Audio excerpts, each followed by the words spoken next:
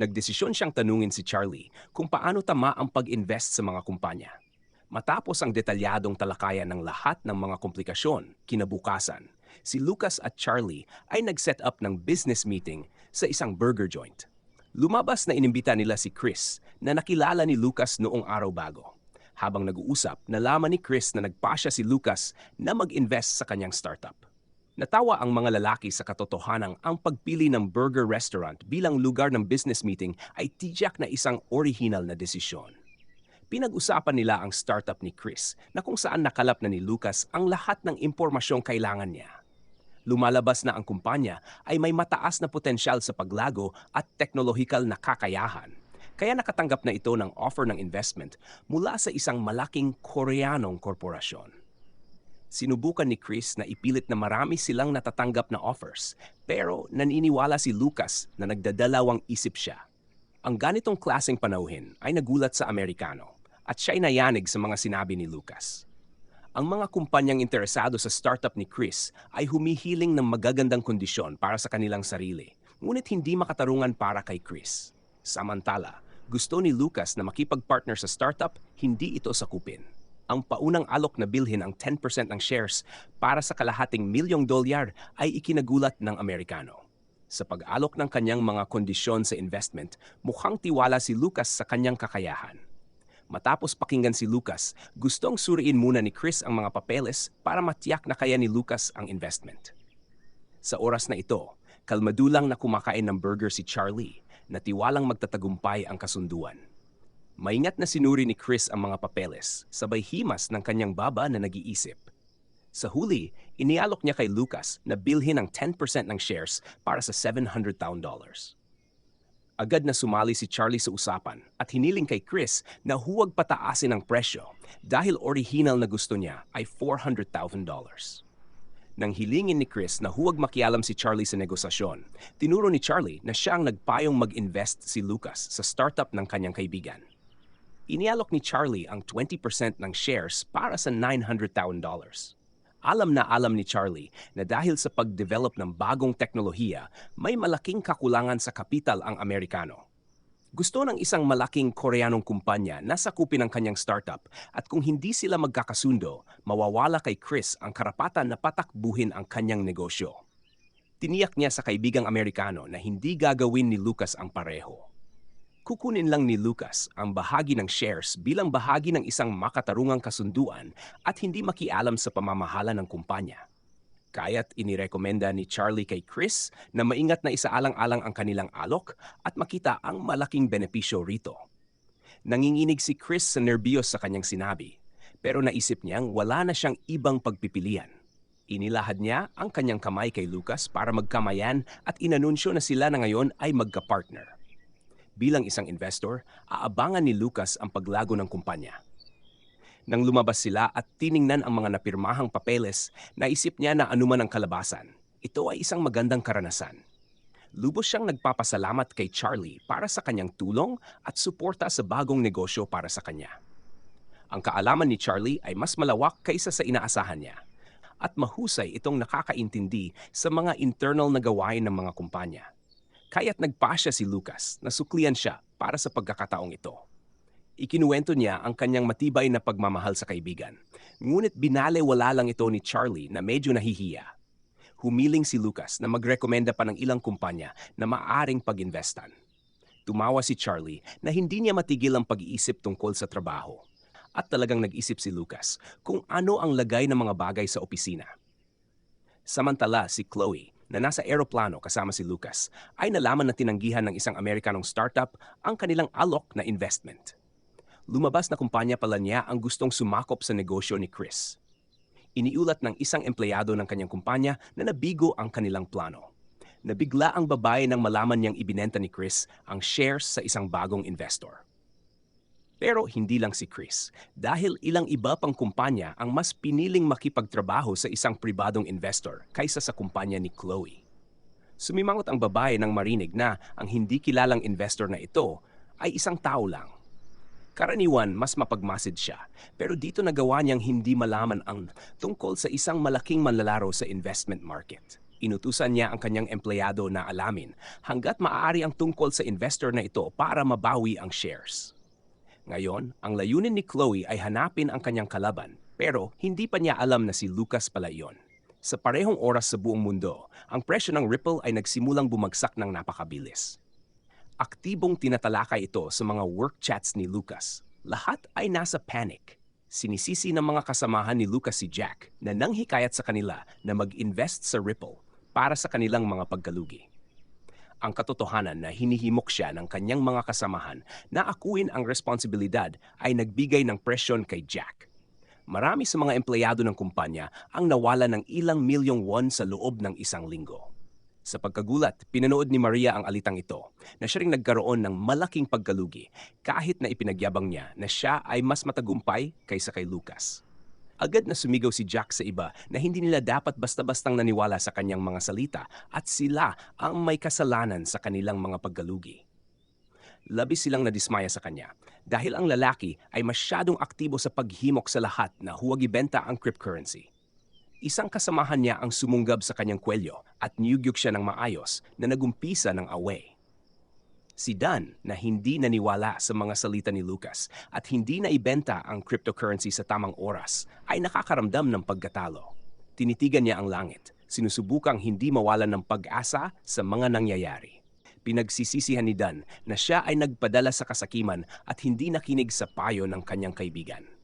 Nagpasya siyang ibenta na lahat ng kanyang assets ngayon habang may tsansa pa siyang kumita at hindi tuluyang malugmok sa kawalan ng pag-asa. Huminga siya ng malalim at naisip ni Dan kung ano kaya ang ginagawa ni Lucas habang sila'y dumadaan sa mahirap na panahon. Samantala, si Lucas ay nagtatago sa isang wasak na gusali habang nire-reload ang kanyang pistol. Siya ay balot ng pawis at alikabok, humihingal at nakikinig sa mga yapak sa labas. May ilang gusali pa sa malawak na lugar, kaya't umaasa siyang hindi siya agad matutuklasan. Ngunit malapit na ang mga kalaban at napilitan siyang magpaputok para ipagtanggol ang sarili. Sumigaw siya kay Charlie sa likuran niya na kung magpapatuloy ito, pareho silang patay. Pero si Charlie ay nakahandusay na, halos patay na, nakadapa sa lupa. Humingi siya ng tawad kay Lucas dahil hindi niya ito natulungan at binigo niya ito. Bago pa man makalapit si Lucas kay Charlie, nakatanggap siya ng sunod-sunod na atake sa likod. Bumagsak siya sa lupa katabi ni Charlie na sumisigaw at tinatawag ang kanyang pangalan. Ang taong bumaril kay Lucas sa likod ay tumayo sa likuran, matagal-tagal din siyang pinagmasdan. Bigla niyan kinuha ang isa pang armas mula sa likod, na sa huli ay isang kawali pala. Sinimulan niyang hampasin sina Lucas at Charlie sa lupa gamit ang kawali, pilit na pinapaamin sa kanilang pagkatalo. Sa huli, napagod at bugbog na, wala na silang magawa kundi mahiga at pagsisihan ang nangyari. Lumabas na sa buong oras na iyon, naglalaro lang pala ng computer game sina Lucas at Charlie.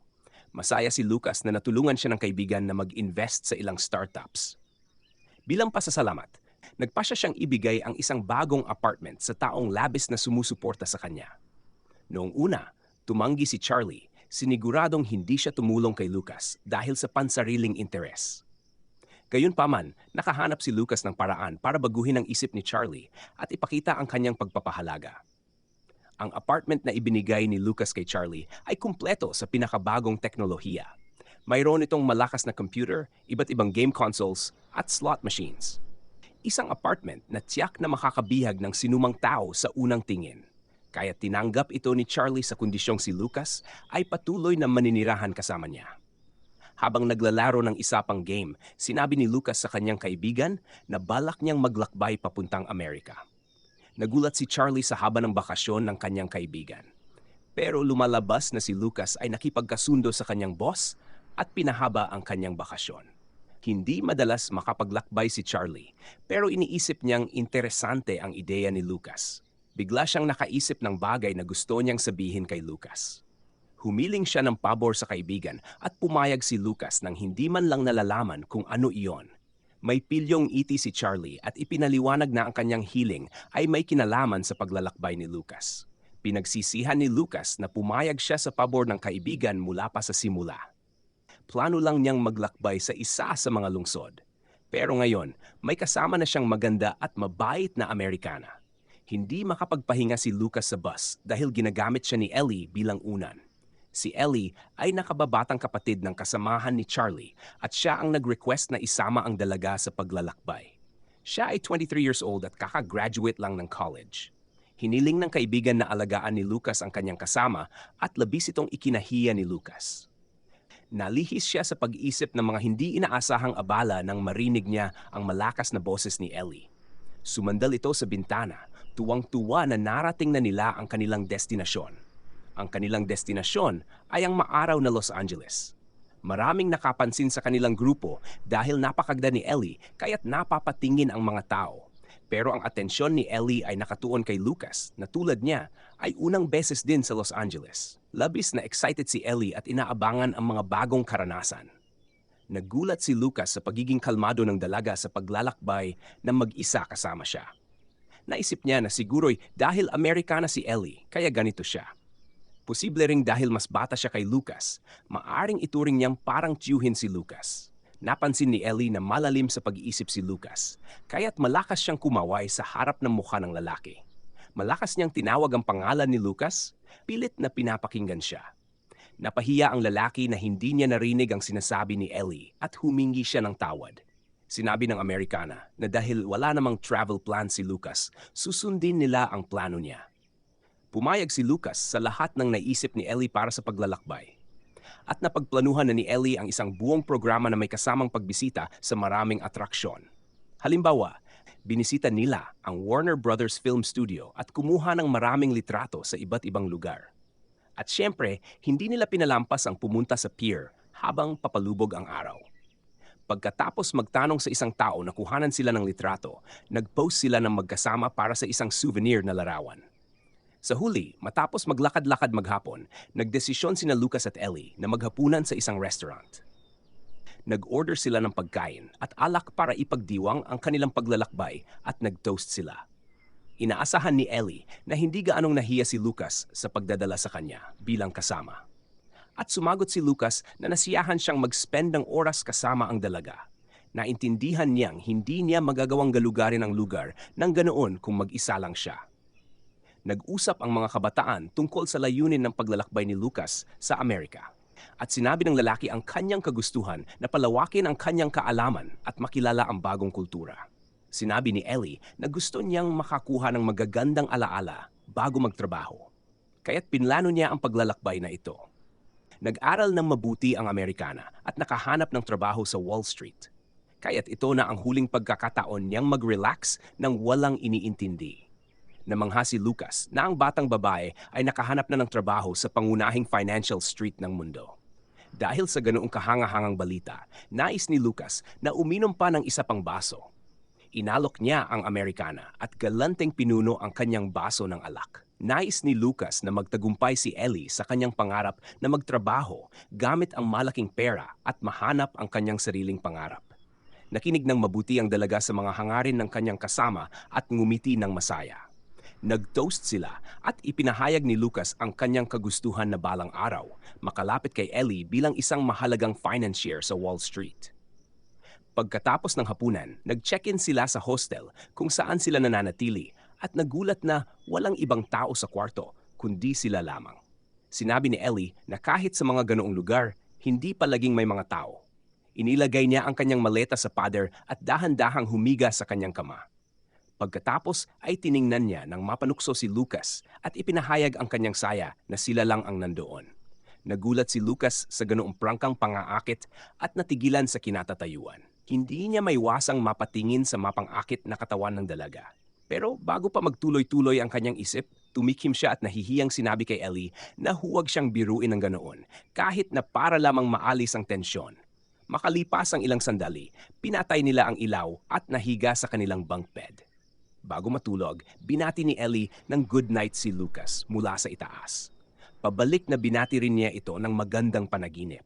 Ngunit nanatiling kabado si Lucas. Halos tumalo ng puso niya dahil sa pangaakit ni Ellie.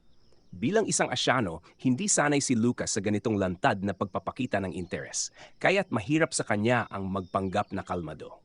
Hindi niya maitatanggi na si Ellie ay napakagandang babae, pero kapatid siya ng girlfriend ng kaibigan niyang si Charlie at ayaw niyang magdulot ng gulo. Kaya nagpasya siyang ituring na lamang si Ellie bilang isang kasamang manlalakbay at dinala siya sa pool bar kinabukasan. Nagpapahinga ang mga tao sa mga bathing suit, sa tubig at sa bar. Nang pumunta si Ellie sa bar, maraming nakatingin sa kanya dahil sa kanyang kagandahan. Pero hindi niya pinansin ang mga tao at nagmadali siyang lapitan si Lucas na nagpapahinga sa sun lounger. Nahihiya si Lucas habang papalapit si Ellie at tinanggal ang kanyang towel. Ang dalaga ay naka-swimsuit na nagpatampok sa kurba ng kanyang katawan. Yumuko siya palapit kay Lucas at inanyayahan siyang mag-swimming. Aktibong naglaro si Ellie sa tubig at madaling natawid ang pool.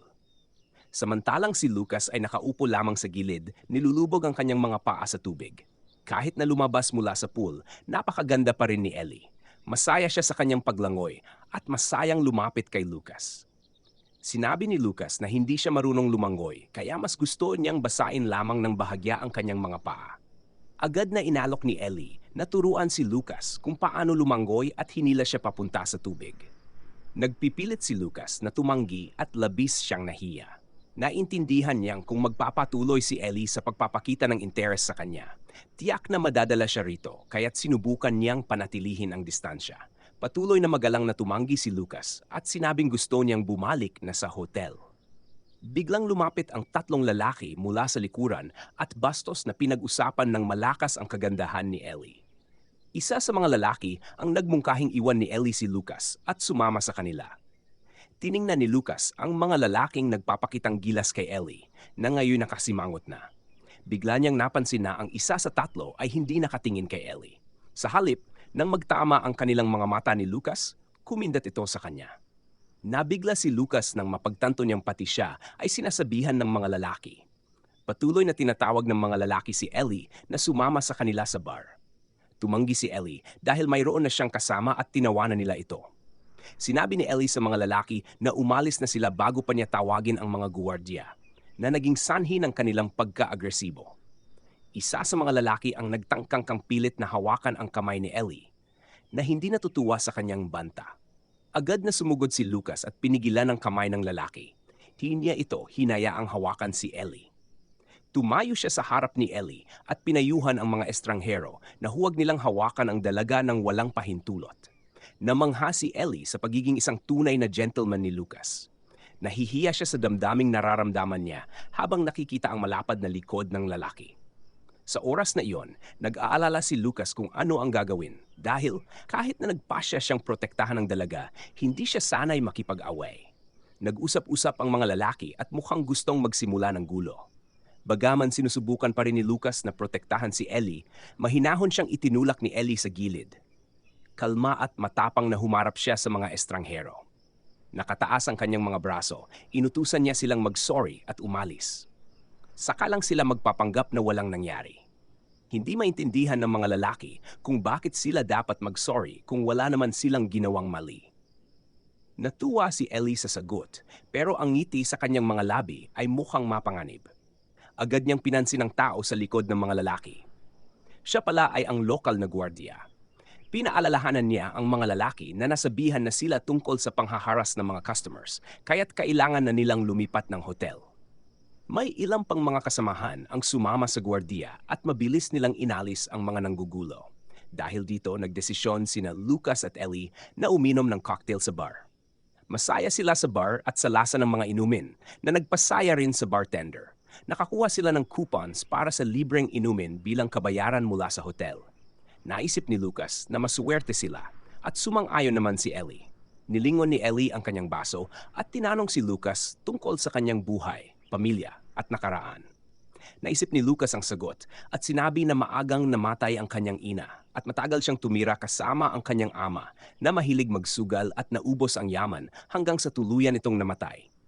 Ikinuwento niya kung paano siya nakatapos ng college, nakahanap ng trabaho sa isang kumpanya, at nagpakasal sa isang babaeng nagtatrabaho sa kalapit na departamento.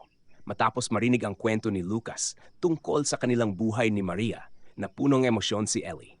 Tinawag ni Ellie na isang bruha ang ex-wife ni Lucas at malakas siyang sinermonan dahil sa sakit na dinulot nito kay Lucas. Hindi inasahan ni Lucas na sisisihin ni Ellie ang kanyang ex, pero nakakagulat na naging kaaya-aya ito para sa kanya. Ngunit agad na sinabi ni Ellie na naiintindihan niya kung bakit gustong pakasalan siya ni Maria. Naniniwala siya na si Lucas ay nakikinig ng mabuti sa mga salita ng isang babae, nirerespeto ito at nagmamalasakit sa kanya. Dahil dito, sigurado si Ellie na madaling mahulog ang loob kay Lucas. Naramdaman ni Lucas ang pagkapahiya at isang kaaya-ayang init sa kanyang dibdib dahil sa mga salita ng dalaga. Upang hindi lumampas sa linya na kanilang itinakda, minadali ni Lucas na tapusin ang gabi at iminungkahi na pumunta na sila sa kanilang mga kwarto. Pagod na bumagsak si Lucas sa kama, sinusubukang makabawi mula sa oras na magkasama sila ni Ellie. Nakahiga si Lucas nang nakabukas ang mga braso, iniisip ang lahat ng nangyari. Iniisip niya na dapat mas maging maingat siya dahil halos napatigil siya ni Ellie. Para malibang ang sarili, nagpasya siyang tingnan ang presyo ng cryptocurrency at kinuha ang kanyang telepono. Naalala niyang bumagsak ang presyo ng maraming cryptocurrencies. Naisip niya kung gaano kalaki ang kanyang pagkalugi kung hindi niya naibenta ang kanyang mga assets. Biglang may kumatok sa pinto at labis na nagulat si Lucas na makita niyang si Ellie ang nasa likod nito. Inisip ni Lucas na may nangyari kay Ellie kaya't nagmadali siyang buksan ang pinto. Sa likod ng pintuan ng hotel room, nakatayo si Ellie suot ang isang mapang-akit na nightgown. Natulala si Lucas sa kanyang nakita at hindi nakahinga ng ilang segundo. Kinakabahang tinanong niya ang dalaga kung ano ang nangyari at kung bakit siya pumunta sa kanya, pero biglang inilagay ni Ellie ang kanyang daliri sa mga labi ni Lucas. Sinasabing tumahimik na siya. Pumasok si Ellie sa kwarto at lumapit kay Lucas nang walang pag-aalinlangan. Mapang-akit at maganda si Ellie, kaya't literal na nagniningning siya sa mga mata ni Lucas. Hinikayat ni Ellie si Lucas na magpalipas ng gabi sa parehong kama at nang sila ay nahiga na katabi ng isa't isa, nagpasya si Ellie na kunin ang opinyon ni Lucas tungkol sa kanilang paglalakbay. Sa pagkakataong ito, nasa Las Vegas sila at mas nagustuhan ito ni Lucas kaysa sa kanyang inaasahan. Nagustuhan niya ang Santa Monica Beach dahil sa kagandahan ng kalikasan at ang Las Vegas para sa karangyaan ng isang maingay na lungsod. Tumawa si Ellie sa mga sinabi ni Lucas at sumang-ayon sa kanyang pananaw. Bigla siyang bumangon sa kama at lumapit pa kay Lucas. Tumihaya siya at inilagay ang kanyang mga kamay sa ilalim ng kanyang ulo. Tinanong ang lalaki kung sapat na ba ang mag-usap sa gabi. Tahimik na nagdasal si Lucas na huwag bumigay, pero sumagot siya na maganda at angkop ang gabi para sa pag-uusap. Nagtaka si Ellie kung bakit hindi hayagang ipinapakita ni Lucas ang kanyang simpatiya at pagnanasa. Naisip ni Lucas na gusto niyang maging tapat sa Amerikana. Sinabi niya na hindi siya sigurado kung handa na ba siya para sa responsibilidad pagkatapos ng pagiging malapit sa isang babae. Pagkatapos ng hiwalayan nila ng kanyang asawa, nawalan siya ng interes sa pakikipag-date. Pero alam niyang ayaw niyang magkaroon ng mga komplikasyon kung ang kahulugan nito ay panandaliang kaligayahan lamang. Binigyang diin din niya ng maingat na ayaw niyang saktan si Ellie. Namula ang dalaga sa kanyang pag-amin at nahirapan siyang huminga. Ngunit upang itago ang kanyang pagkapahiya, inakusahan niya si Lucas na bastos. Itinago niya ang kanyang mukha sa unan at hiniling kay Lucas na kausapin siya buong gabi. Pumayag naman si Lucas at nagsimula silang magbahagi ng kanilang mga impresyon tungkol sa paglalakbay. Pero sa huli, kalmadong nakatulog si Lucas habang nag-uusap sila. Tinitigan ni Ellie ang natutulog na si Lucas at dahan-dahang hinawakan ang kanyang mukha. Pagkatapos, maingat siyang lumapit sa gilid ni Lucas at niyakap siya. Nakaramdam siya ng kaunting pagkabigo, pero kahit na ganoon ang kanilang unang gabi sa parehong kama, masaya na rin si Ellie. Kinaumagahan, inayos nila ang kanilang mga gamit at pumunta sa kanilang huling destinasyon, ang New York. Nagpasya si Lucas na samahan si Ellie sa lungsod at sa parehong oras makita ang maraming kilalang lugar sa New York. Balak niyang bumalik sa Seoul mula rito dahil mas mabilis ito kaysa sa pagdaan sa San Francisco. Hiniling ni Lucas sa dalaga na mag-ingat at pinabaunan siya ng good luck sa kanyang buhay at trabaho. Biglang niyakap siya ni Ellie ng mahigpit. Iniisip niyang napakaganda ng kanilang paglalakbay kasama si Lucas at hiniling na makipag-ugnayan siya kapag nakauwi na siya. Pagkatapos ipangako sa dalaga na tatawagan siya, sumakay na si Lucas sa kanyang flight pauwi. Nakaupo si Lucas sa eroplano at iniisip na ang kanyang mahabang paglalakbay sa Amerika ay sa wakas natapos na at sa kanyang pagdating sa Estados Unidos, nakilala niya ang maraming kawili-wili at mabubuting tao mula sa mga startup executives hanggang sa kaakit-akit na si Ellie. Lubos din siyang namangha sa industriya at kulturang sumisibol sa bawat sulok ng bansa at siyempre sa malaking kapital.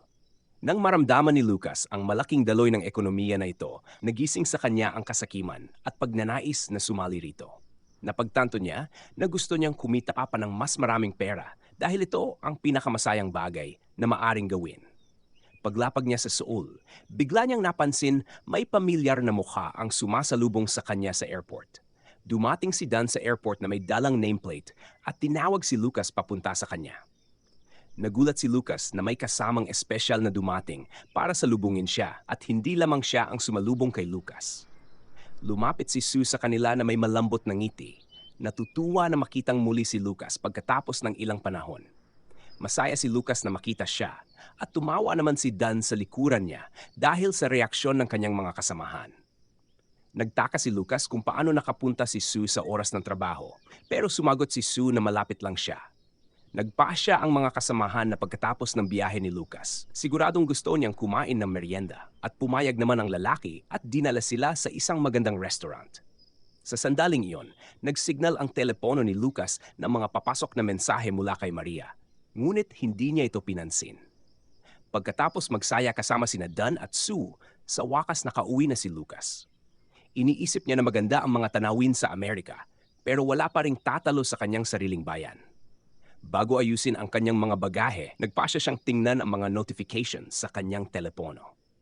Masaya siyang nakatanggap ng mensahe mula kay Charlie na iniimbitahan siyang bumalik ng mas madalas sa Amerika.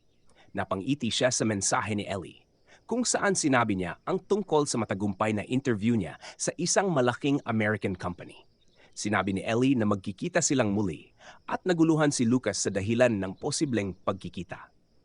Ngunit napansin niya ang dami ng mga mensahe mula sa kanyang ex-wife na si Maria. Sa mga mensahe ni Maria, nagpapanggap siya bilang isang maamong, nagdurusang asawa. Sinabi niya kung gaano siya kalungkot na umalis si Lucas papuntang States nang hindi sinasabi sa kanya.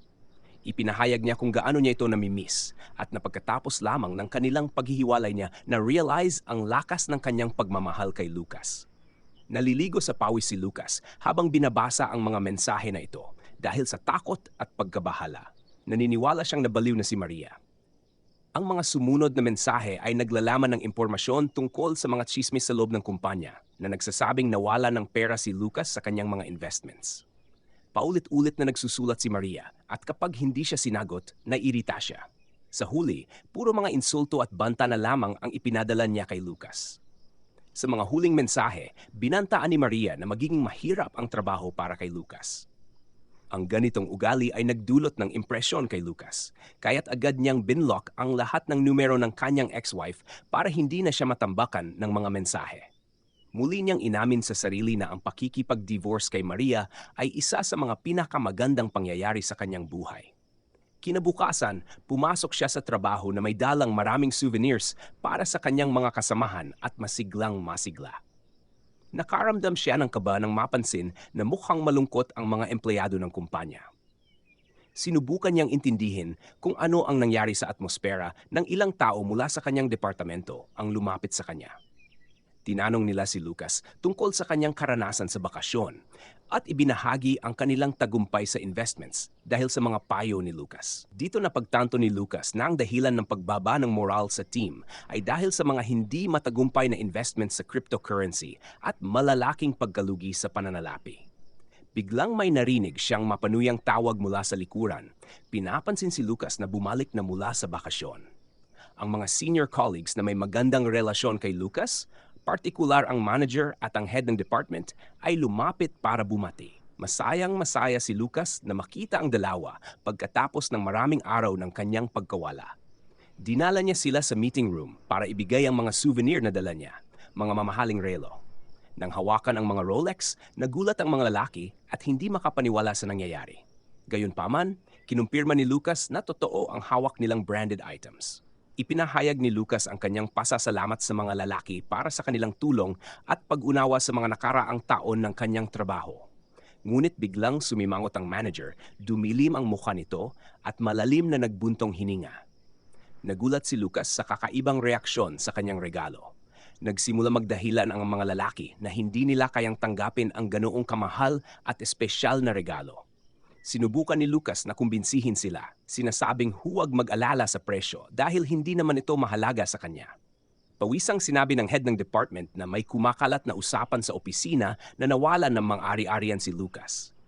Agad na itinanggi ni Lucas ang impormasyong iyon, na ikinagula at ikinatuwa ng mga lalaki na napansin na ang tsismis ay hindi na bago. Matapos makuha ang impormasyon kung sino ang nagkakalat ng tsismis, pumunta si Lucas sa rooftop para magpahinga. Halos kaagad sumunod si Jack, ang kasamahan na nagpabagsak sa ibang empleyado sa kwento tungkol sa cryptocurrency. Nagkukunwari si Jack na nag-aalala kay Lucas at sinubukang alamin kung maayos ba ang kanyang kalagayan sa pananalapi. Ngumisi si Lucas ng kontento habang sinisimulan niyang idaan si Jack sa kanyang patibong. Dati nang binubuli ni Jack si Lucas at ang ibang empleyado na mas kaunti ang karanasan, kaya't ito ang pagkakataon ni Lucas. Para makaganti, nagdesisyon siyang kumpirmahin ang mga tsismis na ipinakalat ni Jack para makita kung saan ito hahantong. Palaging minamaliit ni Jack ang lahat ng tao kapag hindi ito maipantay sa kanya at para sa katuparan ng kanyang kayabangan, handa siyang saktan ang ibang tao. Alam ni Lucas na magalit si Jack kapag nalaman nito ang kanyang tagumpay, pero hindi niya inaasahang magiging ganito ka-neglected. Pinaliwanag ni Jack ang kanyang kuryosidad sa kanyang pagkasabik para kay Lucas at sa kanyang kinabukasan. Pinilit niya si Lucas na magbukas tungkol sa kanyang mga problema. Upang paglaruan si Jack at isakatuparan ng kanyang plano, nagdesisyon si Lucas na magbigay ng kaunting impormasyon. Sumagot si Lucas na hindi maganda ang kanyang kalagayan at ayaw niyang ipaalam kanino man, pero mapagkakatiwalaan niya si Jack. Agad na lumiwanag ang mukha ni Jack at sinimulang kumbinsihin si Lucas na hindi niya ipagsasabi ito. Sinabi ni Lucas na siya ay nalugi at mayroon na lamang less than 10 million won sa kanyang account. Pigil na pigil ni Jack ang pagtawa at kunwari naawa kay Lucas at nagpasalamat sa pagbabahagi ng kanyang problema. Sa puntong iyon, nagsara ang patibong na inihanda ni Lucas at kahit nangako si Jack na hindi ipagsasabi ang sitwasyon ni Lucas, agad niyang ikinalat ang mga bagong tsismis sa opisina. Dahil sa kanyang mga sinabi, nagsimulang mag-usap-usap ang mga kasamahan na ibinenta ni Lucas ang kanyang mga ari-arian at nalugi. Hindi naging madali para kay Jack na itago ang kanyang saya. Nanginginig siya sa tuwa. Dahil sa pagkadismaya ng mga tao kay Lucas, nakaramdam si Jack ng kakaibang kaligayahan. Nakikita niya si Lucas na parang isang nakakainis na uod at gusto niyang tapakan ito. Kailangan ni Jack na manatiling mas mataas kay Lucas habang buhay. Biglang naputol ang usapan ng mga empleyado nang mag-anunsyo ang isang kasamahan na magkakaroon ng malaking corporate dinner party ngayong gabi. Nagsungit si Jack, iniisip na baka mura lang ang pagkain na ihahain at hindi niya iyon ka-level. Ngunit sa katotohanan, gaganapin ang dinner sa isang restaurant na kilala sa Korean beef na may pinakamataas na kalidad sa buong Gangnam. Siyempre, ang ganitong pangako ay nagpagising ng kuryosidad ng mga empleyado. Sa isang mamahaling restaurant na kanilang pinuntahan, sinalubong sila bilang mga importanteng tao. Nagulat ang mga empleyado ng kumpanya at nagdududa kung paano sila napunta sa ganoong lugar. Gayunpaman, mabilis nilang napagpasyahan na dahil inimbitahan sila, kailangan nilang samantalahin ang pagkakataon. Karaniwan, sa ganitong restaurant, maaari ka lang makapasok kung may meeting kasama ang talagang mayamang tao. Kaya't ang mga pagkain dito ay mas mahal kaysa sa kaya ng ordinaryong empleyado. Naisip ni Jack kung sino ang maaring nagtipon ng mga empleyado para sa company dinner. Bigla, sa kanyang sorpresa, pumasok si Lucas sa restaurant kasama ang manager at head ng department. Nainis si Jack dahil nakikita niya ito bilang pagyayabang ng pagiging malapit ni Lucas sa mga department heads. Sa parehong sandali, kinuha ni Lucas ang mikropono at inanunsyo sa lahat na siya ang nag-organisa ng event na ito. Nabigla ang lahat ng kasamahan maliban sa mga nakakaalam ng plano ni Lucas. Ipinaliwanag ni Lucas na wala siyang espesyal na intensyon at ang dinner na ito ay simpleng pagsasama-sama lang nila bilang mga kasamahan. Dahil hindi siya nakapagdala ng maraming souvenirs, nagpasya siyang mag-order ng masarap na dinner para sa lahat. Namangha ang mga kasamahan ni Lucas sa pinakamataas na kalidad ng meat na inilabas ng mga waiter. Napagtanto ni Jack na ang 10 million na dapat ay nasa account ni Lucas ay hindi sapat para sa ganitong dinner. Nagsimulang magbulungan ang mga tao tungkol sa mga chismis na ipinakalat ni Jack. Bilang resulta, lumitaw ang ideya na sinadya ni Jack ang pagpapakalat ng mga tsismis na ito. Tumugon si Jack ng agresibo. Ipinagtatanggol na si Lucas mismo ang nagsabi sa kanya tungkol sa mga pagkalugi nito. Biglang itinaas ng head ng department ang kanyang boses at parang walang ano-ano'y sinabi na hindi nagkakamali si Lucas. Nakuha ng mga salitang ito ang atensyon ni Jack na nakaramdam ng kahihiyan. Ipinagpatuloy ng head ng department na siya rin ay nawala ng malaking pera sa cryptocurrency dahil hindi siya nakinig kay Lucas at sa halip ay nagtiwala kay Jack na tiwala sa kanyang mga salita. Ngayon, nagpapakalat pa si Jack ng mga maling chismis tungkol kay Lucas na ikinaiinis ng lalaki. Sinubukan ni Jack na mag-isip ng kahit anong maipagtatanggol sa sarili, pero wala siyang masabi. Dahan-dahang lumapit si Lucas sa kanyang mesa at tinawag ang pangalan ni Jack. Dati, hindi niya pinapansin ang mga chismis ni Jack at wala siyang magawa kundi tiisin ito. Pero ngayon, nagbago na ang lahat. Ngumising kontento si Lucas at sinabi na ang gabi ay inihanda niya lalo na para kay Jack. Siyempre, agad na nagalit si Jack nang maunawaan niyang nahulog siya sa patibong. Nagsimulang pag-usapan ng mga kasamahan na ibinunyag ni Jack ang mga sikreto na ipinagkatiwala sa kanya ni Lucas at pagkatapos ay tahimik na naupo rito. Nakaramdam si Jack ng kahihiyan at galit dahil na-trap siya at hindi makapagpaliwanag. Pinagtawanan siya ng iba dahil sa kanyang kasakiman. Hindi niya matanggihan ang mamahaling beef, kaya't dumalo siya. Lalong nagdilim ang mga mata ni Jack, pero hindi siya makapagsalita ng kahit ano. Nagpalitan ng mga ngiti ng tagumpay sina Lucas at ang head ng department. Biglang napansin ng head ng department ang isang taong dumating sa restaurant. Napatigil siya sa takot at pinagpawisan sa excitement. Tulad ng lahat ng kasamahan, excited na lumingon si Lucas sa pintuan. Ang bisitang dumating para sa dinner ay isa sa mga heads ng kanilang kumpanya.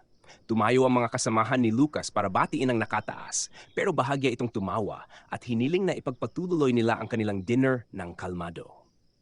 Dumaan lang siya sandali para makita si Lucas. Nagulat si Lucas sa pagdating ng boss at tinitigan niya ito mula sa ilalim ng kanyang kilay. Umupo sila sa mesa at inilagay ni Lucas ang meat sa grill para sa kanyang boss.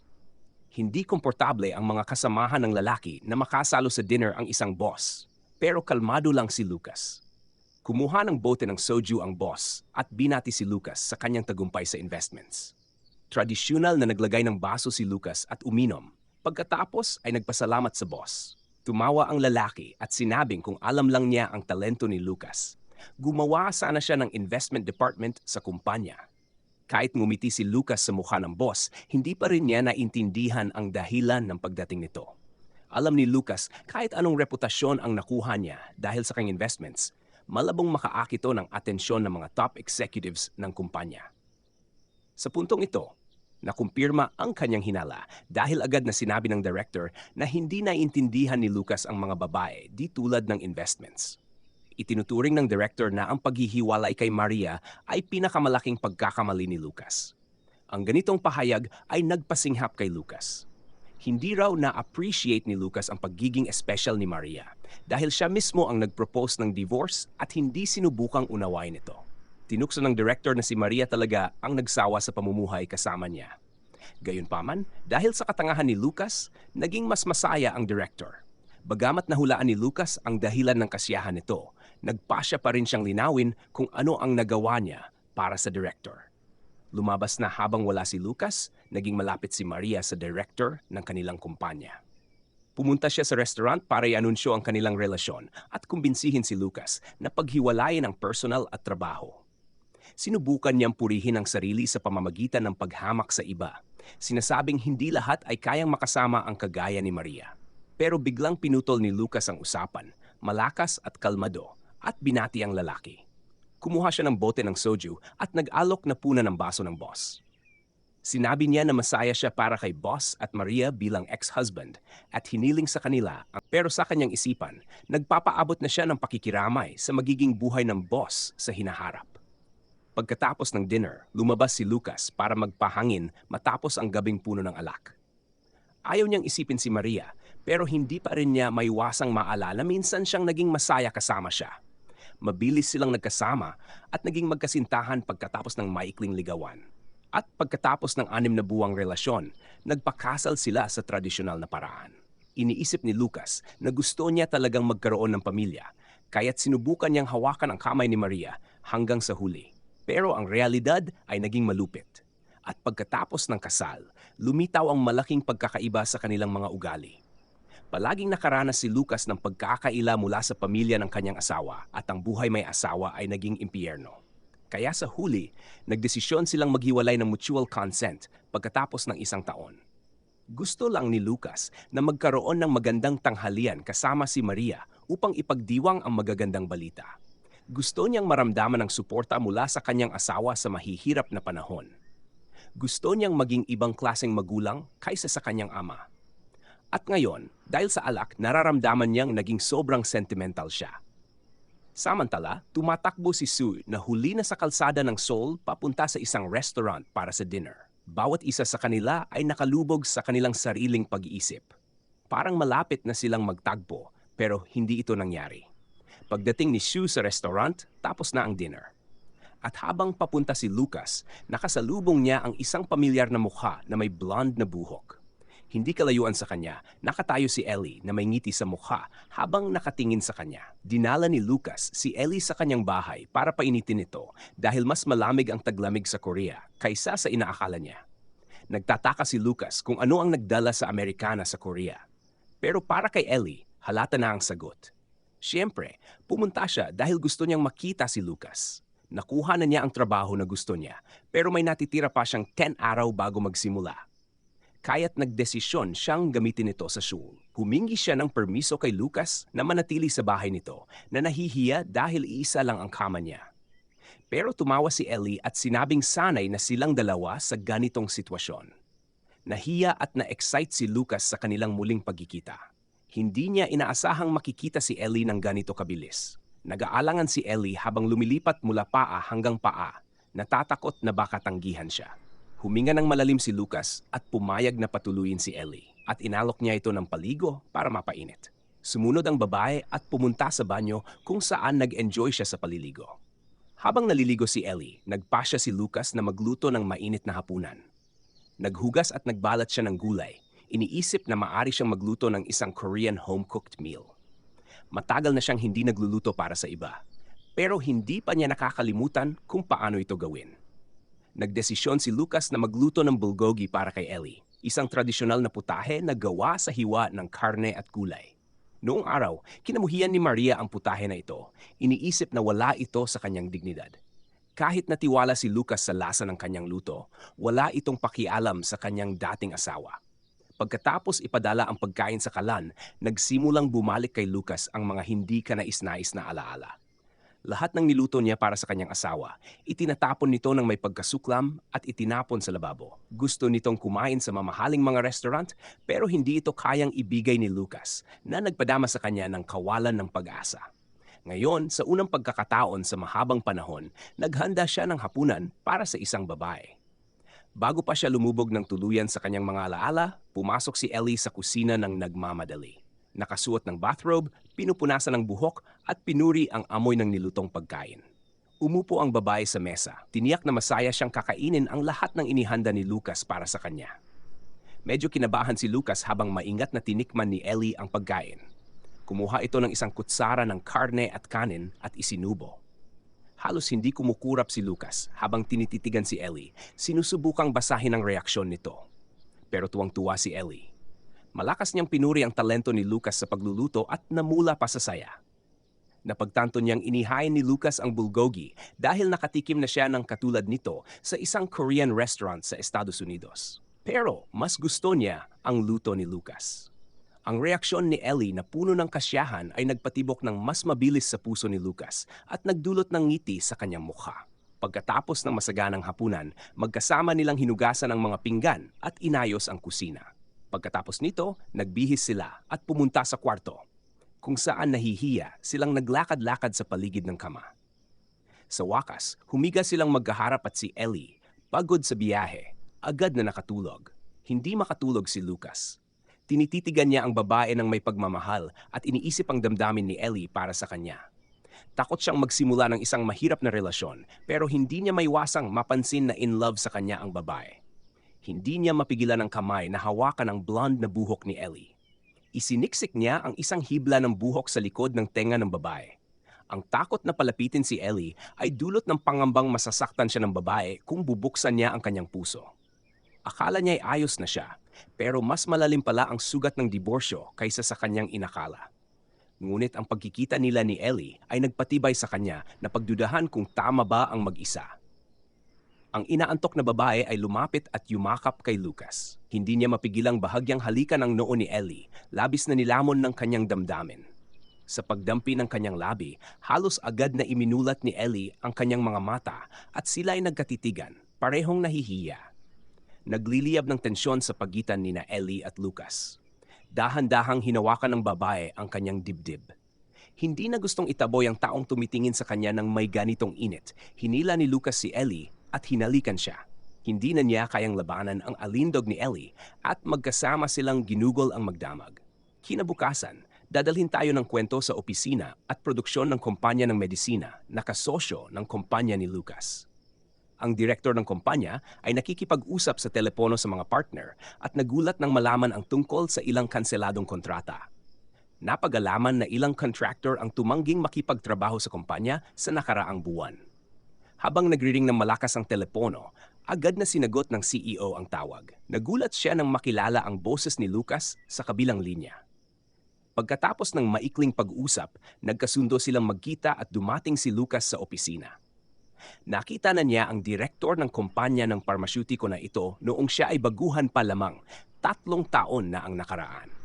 Nagsisi ang direktor na hindi niya tinutukan ng husto si Lucas dahil napabilis ang pag-aayos ng kanilang pulong. Hiningi ni Lucas na huwag nang humingi ng paumanhin dahil siya mismo ang humiling ng pulong ng walang abiso. Nagtataka ang mga tao kung sino si Ellie na kasama ni Lucas at ipinaliwanag ni Lucas na nagtatrabaho siya kasama niya. Sa mga mata ng mga empleyado ng kumpanya ng parmasyutiko, ito ay isang napaka-interesanteng bagay. Nagtatanong sila kung ano ang dahilan ng pagdating ni Lucas at medyo kinakabahan, nagdesisyon siyang magtanong. Itinanong niya kung nagkaroon ba ng anumang mga suliranin ang direktor sa pamamahala ng kumpanya kamakailan. Kinumpirma ito ng direktor.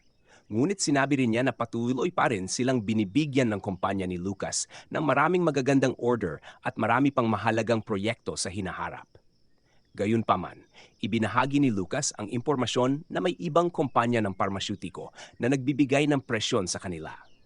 Ang ganitong kaalaman sa mga isyung panloob ng kumpanya ay kinagulat ng mga kalalakihan sa pulong. Ipinagpatuloy ni Lucas ang paliwanag na dahil sa pagpapalawak ng kumpanya, kulang sila sa kapital at pinipilit ng mga kakompetensya ang kanilang mga partner na tapusin ang mga kontrata. Naunawaan ng mga kalalakihan na ang pinakapinal na layunin ng mga kakompetensya ay kunin ang mas mahinang kumpanya sa mas mababang presyo. Nagmadaling pinakalma ni Lucas ang mga tao, sinasabing naroroon siya sa pulong bilang pribadong tao at hindi bilang kinatawan ng kanyang kumpanya. Sa huli, sinabi niyang nais niyang mag-invest ng kanyang personal na pondo sa kumpanya ng direktor na kaharap niya. Lubos na nagulat ang direktor ng kumpanya ng parmasyutiko na si Lucas ay nakikibahagi sa mga investment. Mula sa simula, interesado siyang malaman ang layunin ng kanyang dating kakilala. Ngunit sa kabila ng pangangailangan niya ng pera para mapanatili ang kumpanya, tinanggihan niya ang alok ni Lucas. Hindi siya sigurado na magtatagal pa ang kumpanya ng higit sa 3 buwan at may posibilidad na hindi mabawi ni Lucas ang kanyang investment. Ipinaliwanag niya na mas mabuting gamitin ang 1,000 o milyon na inilaan ni Lucas para sa ibang bagay. Napatigil lamang si Lucas at napabuntong hininga. Muli siyang minamaliit. Nagpause siya ng kaunti, pinipili ang kanyang mga salita dahil nais niyang panatilihin ang intriga. Ang pananahimik ni Lucas ay tinanggap ng mga kalalakihan bilang isang negatibong reaksyon. Ngunit biglang tinanong ni Lucas kung gaano kalaking pera ang makakatulong upang makabangon ang kumpanya mula sa krisis. Hindi ito inaasahan ng direktor ng kumpanya. Hindi pa siya sanay na makita si Lucas bilang higit pa sa isang baguhan. Pagkatapos, binigla siya ng lalaki ng balitang iniisip niyang mag-invest ng bilyon-bilyong dolyar. Dahil itinuturing ni Lucas ang direktor bilang isang mahusay na negosyante at nirerespeto ang kumpanya ng gamot, nais niya itong suportahan ng pinansyal. Inalok niya ang mga tao na tingnan ang kabuuang halaga ng assets sa kanyang account at pangalanan ang anumang halaga na kailangan nila. Nanlumo ang mga kinatawan ng kumpanya sa gulat at hindi makapagsalita habang nakatingin sa telepono ni Lucas. Naiintindihan nila ang seryosong intensyon ni Lucas na handang mag-invest ng anumang halaga sa kumpanya. Pagkatapos nito, imposibleng tanggihan siya, kaya inihanda ng mga kalalakihan ang kinakailangang mga dokumento. Agad na sinimulan ni Ellie ang pag-research sa mga ito. Napansin niya na tamang target ng investment ang napili ni Lucas. Sa kabila ng mahirap na sitwasyon dahil sa konstruksyon at mga utang, mataas ang productivity ng kumpanya at marami itong kliyenteng may pangmatagalang kontrata. Sa makatuwid, sa paglutas ng kasalukuyang mga problema ng kumpanya, may pagkakataong lalaki ng malaki ang kita. Ang direktor na nakikinig sa pag-uusap nina Ellie at Lucas na isinasagawa nila sa English ay muling tinangkang alamin kung ano ang trabaho ng babae. Dito na ipinakilala ni Lucas ng lubusan si Ellie bilang isang financial expert na nagtatrabaho sa isang malaking kumpanya sa Amerika. Nangyari ito upang ipakita na seryoso siya mula pa sa simula. Hindi makapaniwala ang direktor kung paano naging matagumpay na investor si Lucas sa loob lamang ng 3 taon. Pinirmahan nila ang kasunduan at nagkamayan ng may kasiyahan. Bilang karagdagang regalo, inaalok ng direktor ng kumpanya kay Lucas ang business card ng isang kinatawan ng isang bio company kung saan maaari din siyang mag-invest. Pagkatapos ng business meeting, naglibot si Lucas at Ellie sa lungsod gamit ang kanyang Ferrari. Nagpasalamat ang babae kay Lucas dahil ang kanyang unang trabaho ay isang investment estimate na $40 billion na naging isang mahalagang karanasan. Pero bigla siyang natawa sa kasama niya nang tanungin ito tungkol sa bayad para sa kanyang trabaho. Tinanong ni Lucas kung ano ang gusto ni Ellie bilang gantimpala para sa kanyang mga pagsisikap. Biglang ngumiti ng tuso ang babae at sinabing may naisip siya. Matagal na niyang pinapangarap na gawin ito kasama si Lucas. Makalipas ang ilang sandali, natagpuan ni Lucas ang sarili na nakaposas sa isang upuan sa isang basement. Namumula sa tuwa, iminungkahi ni Ellie na mag-enjoy sila ng oras na magkasama. Lumalabas na dinala siya ni Ellie sa isang quest room na nabasa niya online. Sinubukan niyang alamin kung na-enjoy ba ni Lucas ang paglalaro ng pagtakas mula sa bilangguan. Sumagot si Lucas na okay lang, pero nalito siya sa posas. Biglang bumuntong hininga si Ellie at sinabi kung gaano siya nalulungkot na magtrabaho ng malayo kay Lucas. Sa ibang bansa, gusto niyang makita si Lucas araw-araw. Habang nagsisimula ng magkaroon ng damdamin para sa babaeng Amerikana, naisip ni Lucas ang pagbili ng kumpanyang pinagtatrabahuhan ni Ellie sa unang pagkakataon. Gayunpaman, wala pa siyang sapat na pera para gawin iyon. Subalit, ang pagtatayo ng negosyo sa komersyal na distrito ng Seoul ay maaaring magbago ng lahat. Habang nag-iisip, naagaw ng isang establishmento ang atensyon ni Ellie. Isa itong sentro kung saan pwedeng manood ng pelikula para sa dalawa, na madalas gamitin ng mga magkasintahan para sa date. Bagamat hindi sabik si Lucas na pumunta sa ganoong lugar, sobrang na-impress si Ellie at gusto niyang mag-spend ng oras kasama ang lalaki. Pagpasok nila sa loob, labis na nasasabik si Ellie sa kanyang ideya. Agad na nabighani ng ganda ng Amerikana ang empleyado ng sentro. Ngunit nang makita niyang ang babae ng ganitong level ay kasama lamang ng isang ordinaryong mukhang Koreano, biglang nag-iba ang mood niya. Tinitingnan niya si Lucas nang halos nagbabanta na kinamumuhian nito dahil sa tagumpay nito. Naniniwala ang empleyado na hindi siya nagmumukhang mas mababa kay Lucas at hindi patas ang sitwasyong ito. Sa pagkakataong ito, pumili sina Lucas at Ellie ng pelikula at automatikong binigyan sila ng empleyado ng isang kwarto na sumasagot ng magiliw. Pagkatapos ay sinisi niya ang sarili dahil ayaw niyang maging magiliw sa magkasintahang ito.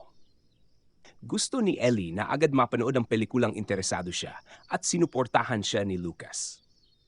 Ang empleyado ng sentro ay nakaisip ng isang masamang plano. Nagpasya siyang magwalis sa sahig sa harap ng kanilang kwarto. Pagkatapos, kung makarinig siya ng mga malaswang ingay mula sa kwarto, makakapasok siya at madidiskaril ang date ni na Lucas at Ellie at makakakuha siya ng moral na kasiyahan. Ngunit makalipas ang kalahating oras, makintab na ang sahig na parang hindi pa nangyari at wala pa ring malaswang tunog na naririnig. Pelikula lang ang naririnig mula sa kwarto. Nakatingin ng awkward ang lalaki sa pintuan. Hindi maintindihan kung paano nagagawa ni Lucas na manood lamang ng pelikula kasama ang isang babaeng ganito kaganda. Nakaupo sina Lucas at Ellie sa isang espesyal na kama na magkayakap, ngunit nakatutok talaga sila sa pelikula. Ang pelikula ay tungkol sa isang epidemya na kumuha ng maraming buhay. Ang pelikula ay nag-iwan ng mabigat na impresyon at hindi sinasadyang nagtanong si Ellie kung paano nila napamuhay ang buhay noong may epidemya. Sumagot si Lucas na magkakaroon ng maraming biktima at babagsak ang ekonomiya. Gayunpaman, ayon kay Lucas, lahat ng nasa pelikula ay sobrang pinalala. Pagkatapos ng lahat, may mga tao na hindi nawawala ng pag-asa sa anumang sitwasyon at sila ang magkakaisa at tatalunin ang sakit. Nakangiting masaya si Ellie sa kanyang kasama. Bahagyang napahiya niyang inamin na na-impress siya sa cool na pagsasalita ni Lucas. Kinagabihan, habang natutulog sina Lucas at Ellie sa kanyang apartment, narinig ng lalaki ang mabigat na paghinga ni Ellie. Inihiga niya ang babae ng nakatihaya, ginising ito at nakita niyang may dugo na lumalabas mula sa bibig ni Ellie. Kaagad niyang binuhat si Ellie, isinakay sa kanyang likod at nagmamadaling lumabas upang maghanap ng sasakyan patungong ospital. Ngunit paglabas nila sa apartment complex, nanlaki ang mga mata ni Lucas sa takot. Ang mga kalye ay puno ng kaguluhan, mga bangkay sa lahat ng dako na susunog ng mga sasakyan at tunog ng mga sirena. Hindi maintindihan ni Lucas kung paano nagbago ang mundo ng ganito kalaki sa loob lamang ng ilang oras. Ang mga patay sa ilalim ng kanilang mga paa ang labis na nagpatakot sa lalaki. Sinubukan niyang ibalik sa wisyo ang kanyang karga. Bigla, habang hirap sa paghinga, bumulong si Ellie. Nang pakinggan ni Lucas, biglang sumigaw si Ellie na kasalanan niyang lahat iyon at nag-transform siya sa isang zombie. Basang-basa sa pawis, nagising si Lucas at nakahinga ng maluwag nang mapagtantong isa lang itong bangungot.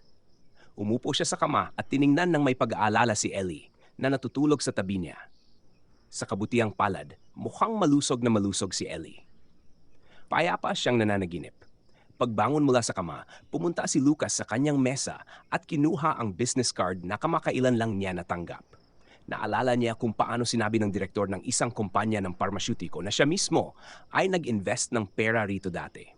Ang biocompany na sinabi kay Lucas ay nagsasagawa ng pananaliksik upang suriin ang mga strain ng flu at lumikha ng mas epektibong bakuna gamit ang artificial intelligence. Damang-dama ang pangangailangan na gumawa ng mabuting gawa matapos ang nakakagambalang panaginip. Tinawagan ni Lucas ang numero sa kanyang business card. Ilang oras ang lumipas, sinamahan niya si Ellie sa airport na nagpaalam ng may bahagyang lungkot. Mahigpit na niyakap ni Lucas ang babae at nangakong tatawag kapag nasa States na siya. Nalungkot siya sa pagpapaalam kay Ellie na nagdala ng napakaraming damdamin sa kanya. Ngunit biglang naramdaman niya ang pag-vibrate ng kanyang telepono sa bulsa ng pantalon. Kinuha niya ang telepono at nagulat nang marinig si Charlie sa kabilang linya. Tumatawa si Charlie sa takot ni Lucas sa bangungot na nagpasya agad itong mag-invest sa medisina. Napahiya si Lucas sa reaksyong iyon, kaya sumagot siyang nag-schedule lang siya ng meeting tungkol sa ganitong investment. Naniniwala si Charlie na hindi magiging madali ang magtagumpay sa pag-develop ng bakuna gamit ang artificial intelligence. Maingat na nakikinig si Lucas sa mga sinabi ng kaibigan na ang pag-develop ng artificial intelligence ay maaring magpataas ng tagumpay ng proyekto. Gayunpaman, kahit na makagawa ng gamot, makakapasok lang ito sa merkado na puno ng mga kompetitor sa loob ng 8 hanggang 15 taon. Kaya masyadong mababa ang kita kumpara sa kinakailangang investment. Naisip ni Lucas na baka nga walang saysay na mag-invest sa isang larangan na walang potensyal. Ngunit ang panaginip at ang banta na naroon ay labis na nakaalarma sa kanya. Naniniwala si Charlie na mas mabuting makinig si Lucas sa opinyon ng mga eksperto. Nagdesisyon siyang ipakilala ang kaibigan sa isang tao na direktang may kinalaman sa medikal na pananaliksik. Sa gulat ni Lucas, ang eksperto na kinausap niya sa video call ay sumagot mula sa gym habang nag-ehersisyo. Si Paul ay isang professor ng mga nakakahawang sakit sa American University Hospital. Medyo nahiya si Lucas sa ganitong klaseng tao, pero masaya rin siyang makilala ito. Nagdedesisyon si Paul na alamin kung bakit kailangan ni Lucas ng kanyang payo. Sinabi ng Koreano na interesado siya sa pag-develop ng mga bakuna gamit ang artificial intelligence. Napansin ni Paul na ito ay isang napaka-interesante at napapanahong tanong para sa mga siyentipiko. Sa katunayan, ginagamit na ang artificial intelligence sa medisina, sa pag-develop ng mga gamot at sa genetic analysis. Hindi pa sapat ang performance, ngunit interesado ang mga malalaking kumpanya na magtagumpay ng maaga ang teknolohiyang ito. Nagulat si Lucas na ginagamit na ang artificial intelligence at may malalakas na kompetitor na sa merkado. Mas komplikado ang sitwasyon kaysa sa kanyang inakala. Pagkatapos makinig sa kwento ni Lucas, biglang naalala ni Paul ang isang kaibigan. Naniniwala rin ito na kailangan gamitin ang artificial intelligence para sa pagdevelop ng mga bakuna at isa rin siyang Koreano. Sa pagsasama ng dalawang ideya, nabuo ni Lucas ang isang konklusyon. Tinanong niya kung ito ba ang doktor na nakontak na niya at sumagot si Paul ng oo. Lumalabas na si Paul ang nagsabi tungkol sa research company kung saan nagtatrabaho ang doktor na iyon.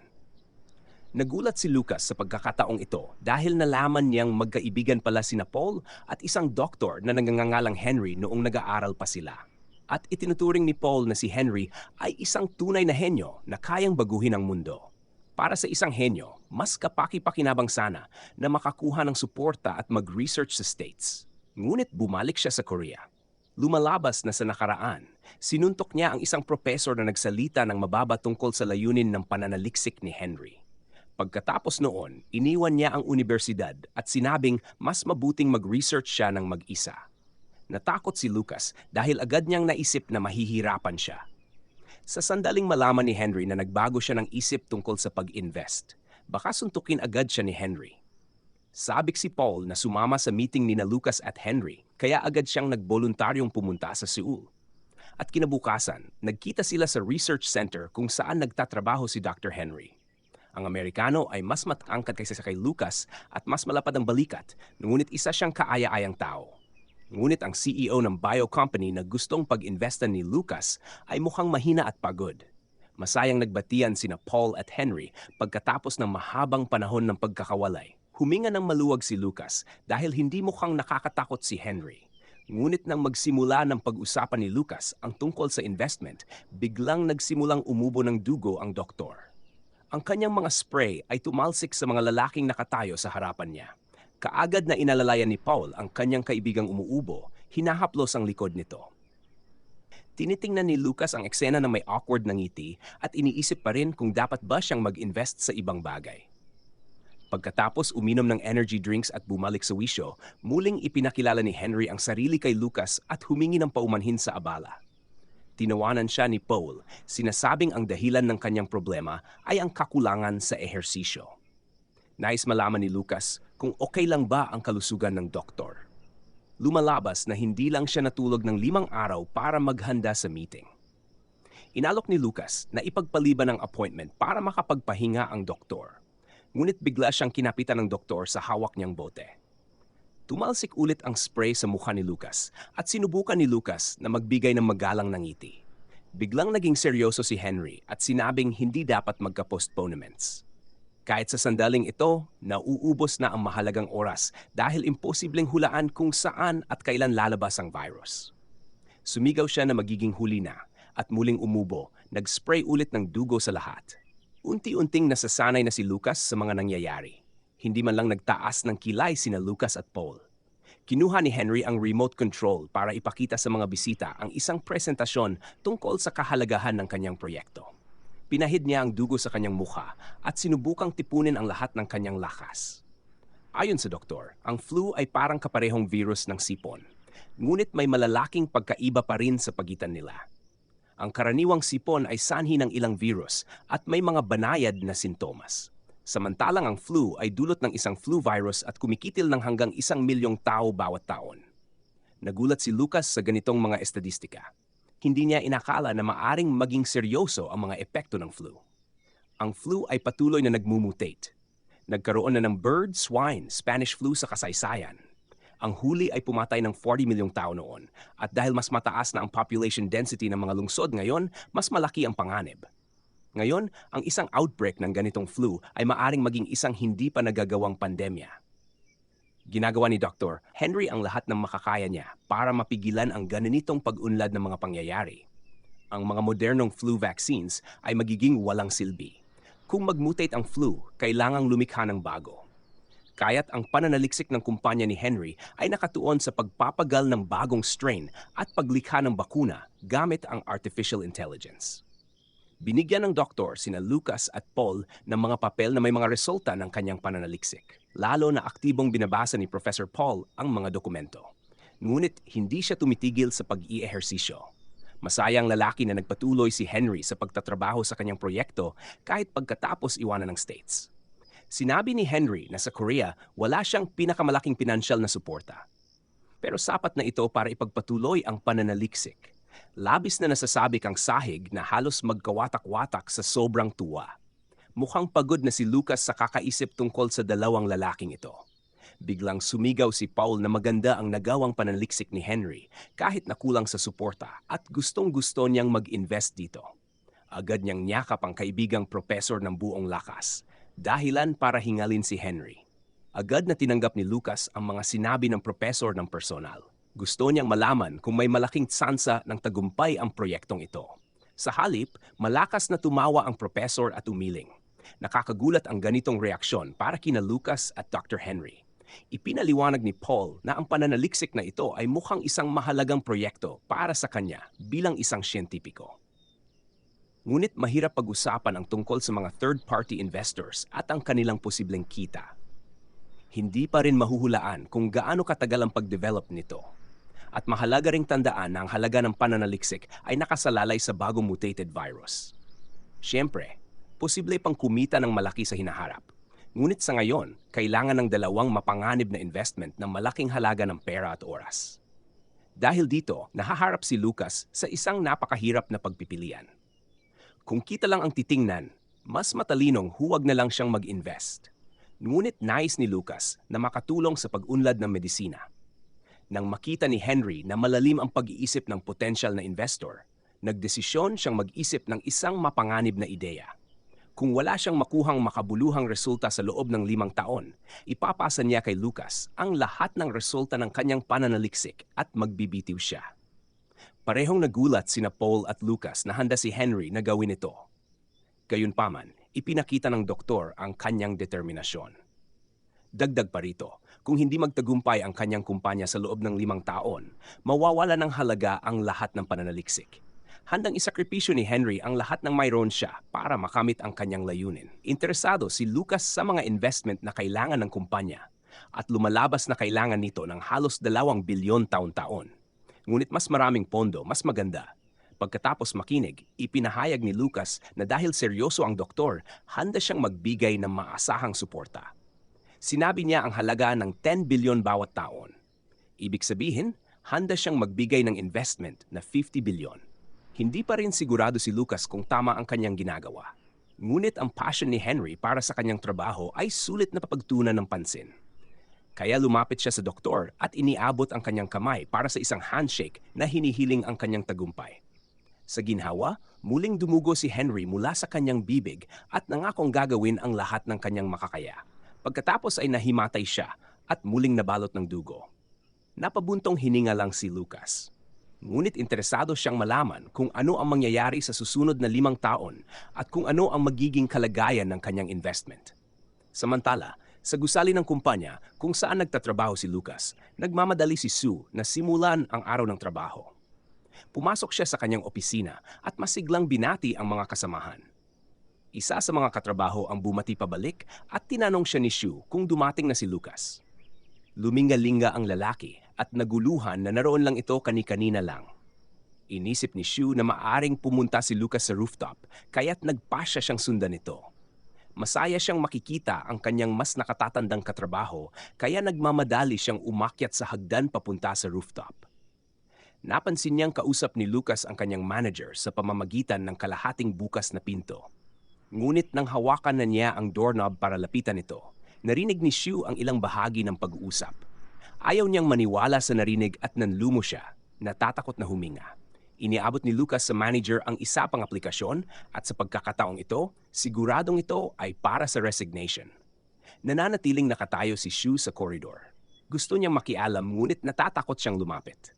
Tulad ng karamihan sa mga tao, pinangarap ni Lucas na maging unemployed na may malaking halaga ng pera. May kanya-kanyang pangarap ang mga tao, ngunit ito ang itinuturing niyang pinakatapat. Hindi na niya kailangang magtiis sa impyerno at sa pagbiyahe. Hindi na niya kailangang magdusa dahil sa overtime. Hindi na rin niya kailangang magpakabait sa isang hindi kaaya-ayang boss dahil ganoon na nga. Ngayon, may kumpletong kalayaan na si Lucas sa ekonomiya at kahit hindi siya magtrabaho, ang pera ang nagtatrabaho para sa kanya. Handa na si Lucas na maging unemployed na may malaking halaga ng pera. Sa huling araw ni Lucas sa trabaho, sinabi ng kanyang manager na palagi siyang masipag at maasahan sa trabaho. Umaasa siyang magtatagumpay ang lalaki sa labas ng kumpanya. Taos-pusong pinasalamatan ni Lucas ang kanyang mga kasamahan sa oras na ginugol sa kumpanya na nagbigay sa kanya ng marami. Nang tanungin tungkol sa kanyang mga plano, sinabi niyang balak niyang ipagpatuloy ang landas ng pag-i-invest. Kinamayan siya ng manager at sinabihan siyang yayain ito para uminom kapag nasa paligid siya. Binulong din ng manager na binabati si Lucas sa pagiging controlling stake sa isang pharmaceutical company. Kahit na hindi itinago ni Lucas ito ng husto, nagulat pa rin siya na alam ng manager ang tungkol dito. Inihatid siya ng isang batang kasamahan ng umiiyak dahil malungkot itong magpaalam. Niyakap niya si Lucas ng mahigpit at medyo naasiwa si Lucas sa ganitong pagpapakita ng emosyon. Ngunit agad niyang bumulong kay Lucas na bigyan siya ng hint sa susunod kung saan dapat mag-invest. Gusto ng lalaki na sundan ang landas ni Lucas, magkamal ng yaman at mag-quit. Narinig ito ng manager at agad na nagsimulang mang-asar sa empleyado. Sinabi niya na walang masama sa pagnanais na yumaman. Kaya kung gusto niya, maari siyang sumulat agad ng resignation letter at pipirmahan ito ng manager. Umiiyak na binawi ng lalaki ang kanyang mga sinabi at nagmamakaawang magtatrabaho pa ng mas mabuti. Tinanong ng manager si Lucas kung balak ba niyang pumasok din sa ibang departamento at may magandang plano si Lucas para dito. May kailangan siyang paalamang tao, kaya umakyat siya sa departamento kung saan nagtatrabaho si Maria. Agad na nagbiro ang babae tungkol sa pagre-resign ng kanyang ex-husband. Biniro niya ang lalaki ng isang maligayang simple na buhay dahil ayon sa kanya, ang isang mahirap noon ay mananatiling mahirap sa loob magpakailanman. Nagulat si Lucas sa sinabi ni Maria at tinanong kung ano ang ibig niyang sabihin. Sumagot si Maria na kahit na yumaman si Lucas dahil sa cryptocurrency, hindi magbabago ang kanyang kaluluwa bilang isang pulubi. Dati na raw niya itong napansin at nadismaya siya, kaya nagtataka siya kung kailan mapapansin ng iba ang katangiang ito. Galit si Maria na hindi man lang tumugon si Lucas sa mga biro. Nakangiti pa rin si Lucas ng mahinahon at hindi mukhang apektado. Dahil dito, lalong sumimangot si Maria. Gusto niya makita si Lucas bilang isang kaawa-awang insekto. Ngunit sinabi ni Lucas na totoong yumaman siya dahil sa swerte, nakabili ng apartment, kotse at siya ay masaya. At lahat ng swerte na ito ay dumating lang dahil nag-divorce sila sa tamang panahon. Galit na galit ang babae, hindi makapaniwala na ang dati niyang inaaliping asawa ay nakapagsalita ng ganoon. Ngunit kalmadong tinalikuran siya ni Lucas at umalis. Idinagdag na naispam na niya ang numero ni Maria para hindi na siya kailanman makontak pa. Hindi pinansin ni Lucas ang mga sigaw at mura ng kanyang ex, pero nalulungkot siya dahil hindi siya nakapagpaalam kay Sue. Hindi naman bulag si Lucas at matagal na niyang nahulaan ang nararamdaman ng babae. Pinapasalamatan niya si Sue dahil nakita nito ang halaga niya kahit nung siya'y mahirap pa at mababa ang tingin sa sarili. Ngunit ngayon, na mayroon na siyang Ellie, hindi niya kayang tanggapin ang damdamin ni Sue kaya gusto niyang magpaalam ng maayos. Pero baka mas mabuti na lang kung makakalimutan siya ni Sue sa paglipas ng panahon. Samantala, nagtatago si Sue kay Lucas sa parehong opisina. Natatakot na makita siya ng lalaki. Lumapit si Don kay Sue at sinabi na pwede pa siyang magtapat kay Lucas. Tiniyak niya na hindi makamit ni Sue ang higit pa kung natatakot siyang lumapit para bumati. Ngunit sinabi ni Sue, habang ramdam ang sakit ng kanyang puso, na kung masaya si Lucas, magiging masaya rin siya. Habang pababa si Lucas gamit ang elevator, maraming bagay ang umiikot sa kanyang isip. Marami na ang nangyari sa kanya, kamakailan na halos imposibleng maalala lahat. Sa kabila ng pagsasamantala ng kanyang ama sa kanya buong buhay, ang ama niya rin ang nagbigay ng unang 25 bilyon kay Lucas. Naniwala si Lucas na pagkatapos ng diborsyo ay hindi na siya makakapagsimula ng relasyon, ngunit dumating si Ellie at iba pang mga tao na nagpakita ng simpatya sa kanya. At kahit na medyo nanghihinayang siya sa pag-alis sa kumpanyang nagustuhan niyang pagtatrabahuhan, naghihintay ang isang dakilang kinabukasan sa kanya. Humakbang si Lucas patungo sa kinabukasang iyon at iniwan ang kumpanyang pinagtatrabahuhan niya sa nakalipas na 3 taon. Siya ay inspirado at labis na inaabangan ang mga bagong pakikipagsapalaran. Ngunit sa kasamaang palad, hindi nagtagal at ang buong mundo ay hinarap ng isang malaking trahedya. Nag-organisa ng mga field hospital sa bawat lugar. Ang mundo ay napalibutan ng isang pandaigdigang pandemya ng isang bagong virus na hindi pa kilala ng siyensya.